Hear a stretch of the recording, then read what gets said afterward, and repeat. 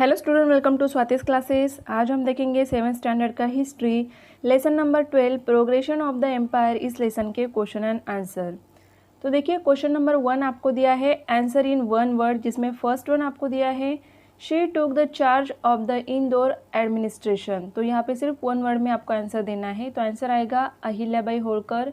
Second है the most capable and brave man in Nagpurkar Bhosle family. तो answer आएगा Raghuji Bhosle.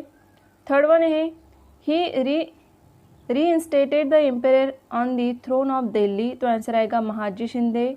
Fourth one है he manage politics in the south. Answer आएगा Nana Phadnavis. Next है question number 2 arrange in chronological order. तो यहाँ पे 3 आपको दिए हैं, उनको आपको ऑर्डर में लगाना है। तो आंसर में आपको फर्स्ट लिखना होगा Maratha dominance over Odisha. Second है the battle of Ashti. Third one है the British hoisted the union jack in Pune. तो इस तरीके से आपको ऑर्डर में लगाना है ये।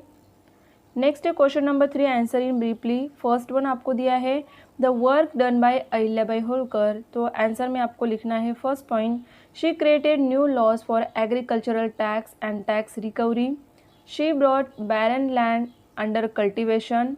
डग वेल्स फॉर फार्मर्स। तो यहाँ पे उन्होंने सबसे ज़्यादा काम किसके लिए किया है? फार्मर्स के लिए।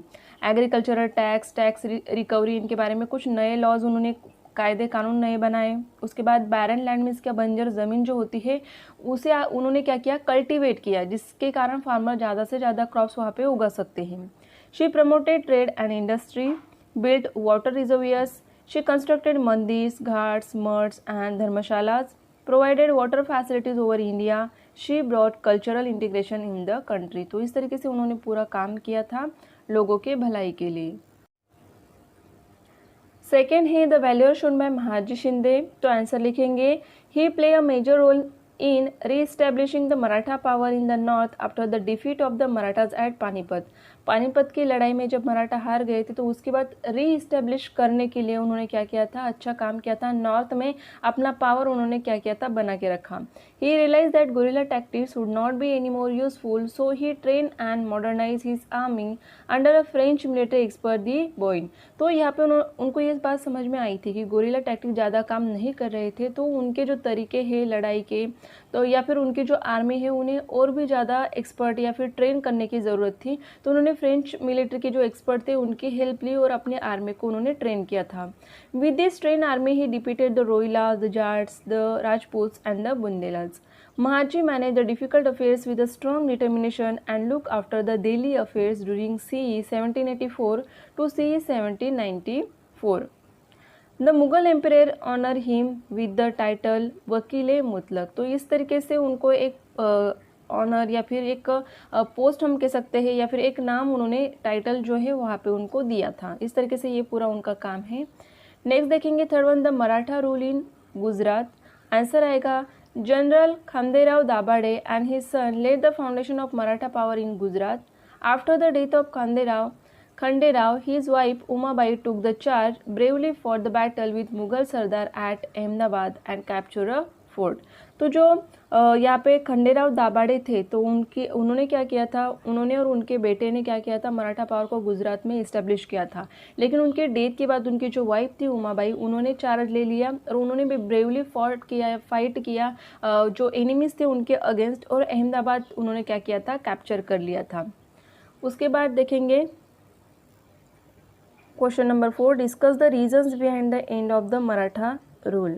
तो आंसर लिखेंगे the reasons behind the end of Maratha rule were after the death of Mahaji Shinde and Nana Phadnavis the Maratha power started decline. तो महाजी शिंदे और नाना फडणवीस जब नहीं रहे, उनकी डेथ हो चुकी थी, तो उसके बाद क्या होने लगा था? मराठा पावर जो है धीरे धीरे करके अभी डिक्लाइन होने लगी थी। Raghunath Rao son Bajirao second the Peshwa did not have leadership qualities which could create solidarities among the Maratha sardar. तो रघुनाथ राव जो थे, उनका जो बेटा था बाजीराव, दूसरे बाजीराव, तो उनके पास वो क्वालिटीज़ ही नहीं थी लीडरशिप की, जिसके कारण वो लोगों को इकट्ठा ही नहीं कर पाए। Maratha power got weakened due to this differences among the Maratha sardars.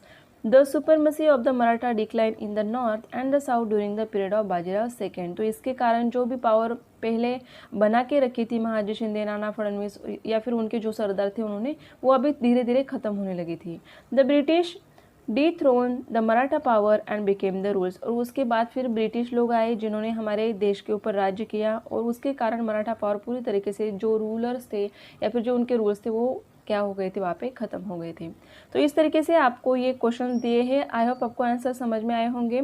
अगर आपको वीडियो अच्छा लगता है तो लाइक शेयर सब्सक्राइब कीजिए, और अगर आपने लेसन के एक्सप्लेनेशन वाला वीडियो नहीं देखा होगा तो उसे भी ज़रूर देखिए।